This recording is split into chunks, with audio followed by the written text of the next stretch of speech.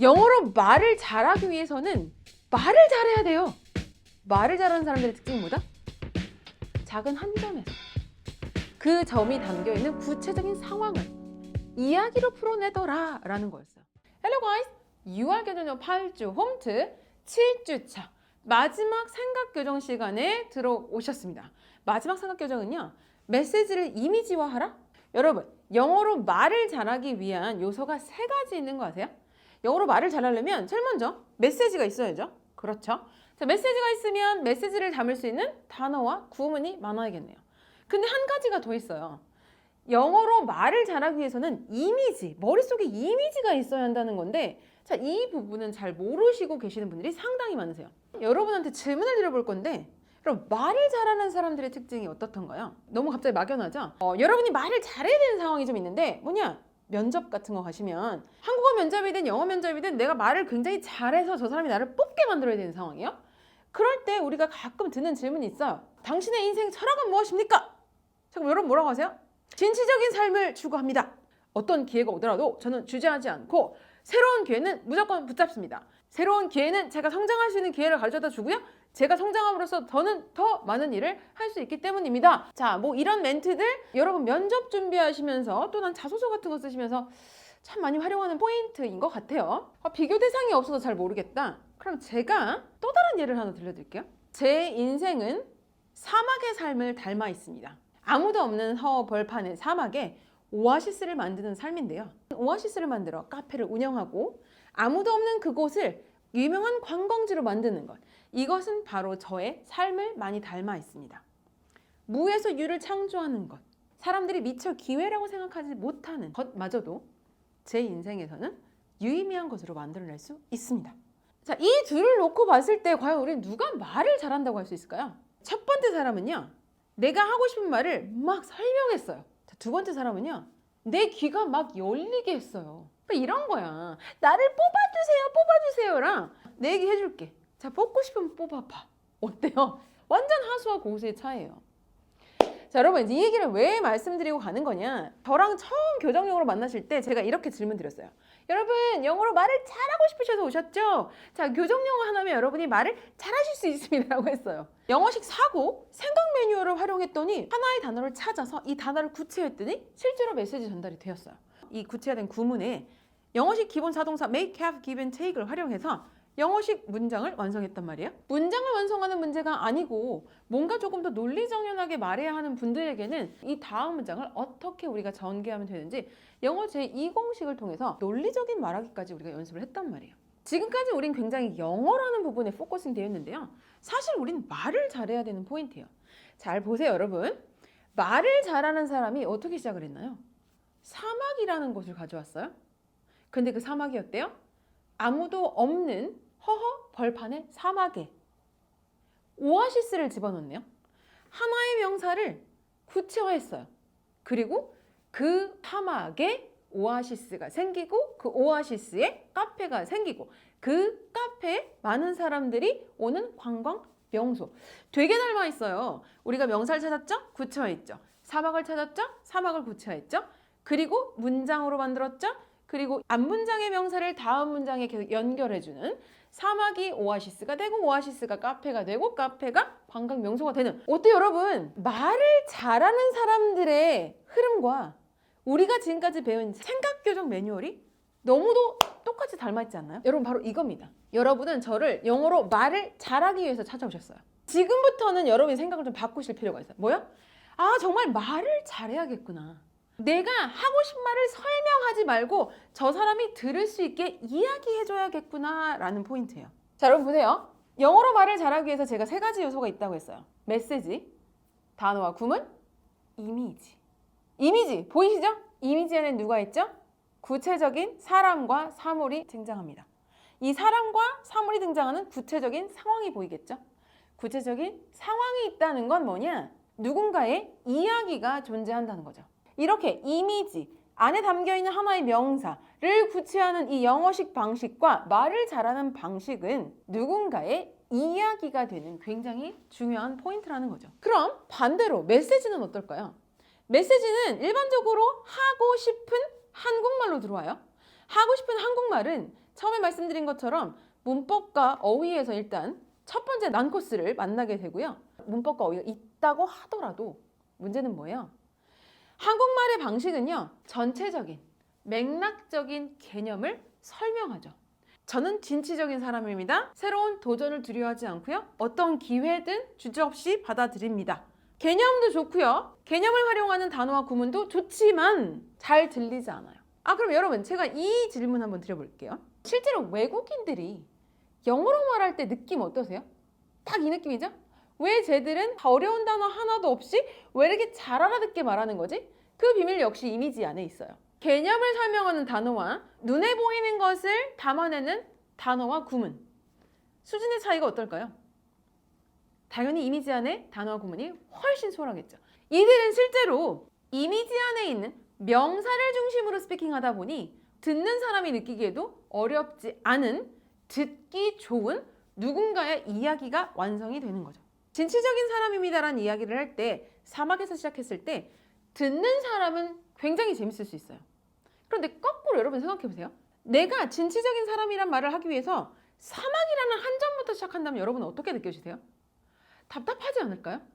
뭔가 하고 싶은 말이 여기 있는데 자꾸 명사 한 점부터 시작하려고 하니까 굉장히 힘들다고 느껴지실 거예요.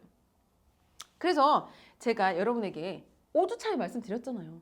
어떤 스피치를 할 건데 내가 스피치를 하기 위해 누군가의 관심과 이목을 집중시키기 위해서 어떤 소재를 활용하면 굉장히 효율적일까라는 생각을 하라고 했던 그 포인트이지만 그래도 우리는 아직 여전히 한 점에서 내가 전하려는 메시지를 끌고 가는 게 너무 어렵다는 거죠. 메시지를 이미지화해라.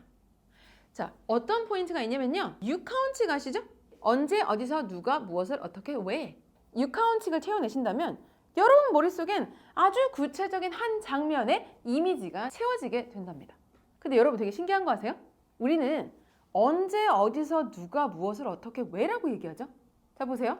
언제, 어디서, 누가, 무엇을, 어떻게, 왜. 굉장히 전체를 좋아해요. 그리고 여러분 구글 한번 서칭해 보세요. 이들이 5WHS18를 어떤 순서로 나열하는지. 어떻게 시작할 것 같으세요?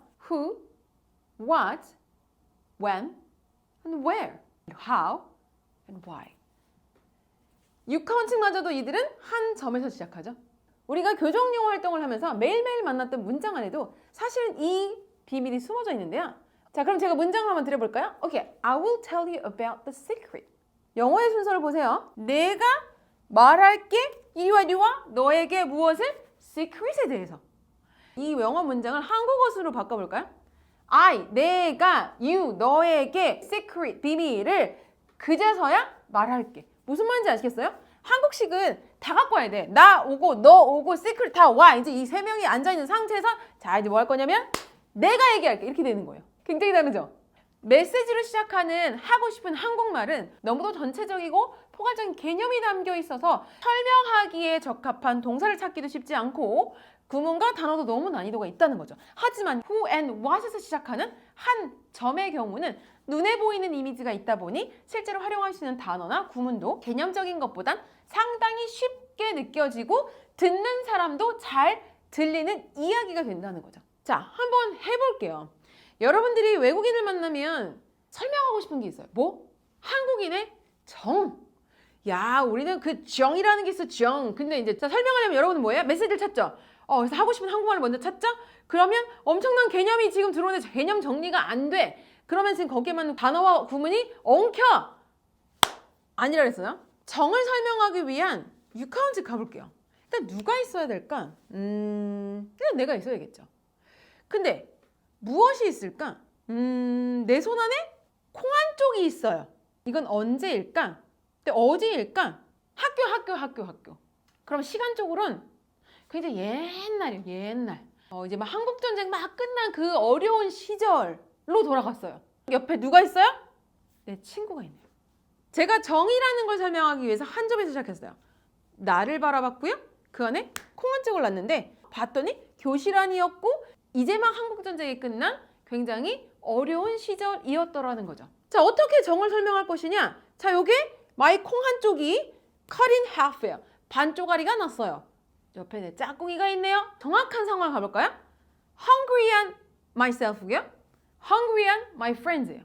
간단하게 문장으로 가볼게요. I'm hungry. I have a bean in my hand. It's lunchtime. And it was very old days, exactly after the Korean War. Oh, my friends came to me. He is hungry. I cut my bean in half. I give the half to my friend. Why? Because I know he's hungry too. This is John. 문장 너무 쉽죠? 어려운 단 하나도 안 썼죠? 근데 this is Korean John. 그럼 어떨 것 같아요? 완전 다 알아들었어. 여러분들이 메시지를 접근했다면 어떻게 할 것 같아요? 정이란 건 말이지. 한국인들의 정서인데 그 되게 끈끈한 거야. 근데 그 끈끈한 게 그게 이제 외국인들은 안 갖고 있어. 지도 지금 개념을 잡지 못하고 있어요. 어떻게 설명해야 될지 모르겠는 거예요. 아셨어요, 여러분? 영어로 말을 잘하기 위해서는 말을 잘해야 돼요. 말을 잘하는 사람들의 특징은 뭐다? 작은 한 점에서 그 점이 담겨있는 구체적인 상황을 이야기로 풀어내더라 라는 거였어요. 그 이야기로 풀어내는 방식을 모르시기에 스텔라가 한 점을 찾으세요. 형용사와 명사와 전치사로 구체화를 시키세요. 자, 그 구체화된 안에 상황이 보이시나요? 상황을 다음 문장으로 설명해 주세요 라고 말씀드린 거예요. 그 모든 스킬을 활용해서 이제는 어떻게 이야기하자? 내가 전하고 싶은 이야기가 있다라면 육하원칙으로 순서는 누가, 무엇을, 언제, 어디서, 어떻게, 왜 정확한 하나의 대상을 중심으로 확장하는 그 방식으로 여러분이 그림을 그려내신다면 너도 배고프고 나도 배고프고 콩 한쪽이 있고 콩 한쪽을 반으로 짜기고 하나 그림을 그린 듯한 나의 이야기가 메시지를 너무 잘 전달하게 될 겁니다. 항상 말씀드리지만 여러분이 하지 않으셨던 방식이라 불편할 수 있어요. 나의 진취적인 모습을 설명하기 위해서 한 점에 서막부터 시작하는 이 느낌 너무 불편할 수 있어요. 하지만 불편함은 곧 지금까지 너무 힘들었던 영어와 작별을 구할 수 있는 첫 단계라는 것 잊지 마시고요. 저희 7주차 육하원칙을 활용하여 스토리로 말하기 실전 연습 문제에서 계속해서 스텔라와 함께 연습해 보도록 하겠습니다. 오늘 가이드 잘 한번 생각해 보시고요. 한국말을 잘 할 때에도 이 방식을 꼭 한번 적용해 보시기 바랍니다. 저는 다음 시간 실전 연습 문제에서 만나볼게요. See you soon. Bye bye.